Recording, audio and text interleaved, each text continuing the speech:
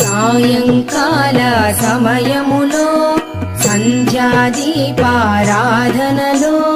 వచ్చును తల్లి మహాలక్ష్మి, వచ్చును తల్లి వరలక్ష్మి. కాళ్లకు గజ్జెలు కట్టింది, మెడలో హారము వేసింది, పిలచిన వెంటనే పలికింది, అడిగినదంతా ఇచ్చింది. సాయంకాల సమయములో సంధ్యాదీపారాధనలో వచ్చును తల్లి మహాలక్ష్మి, వచ్చును తల్లి వరలక్ష్మి.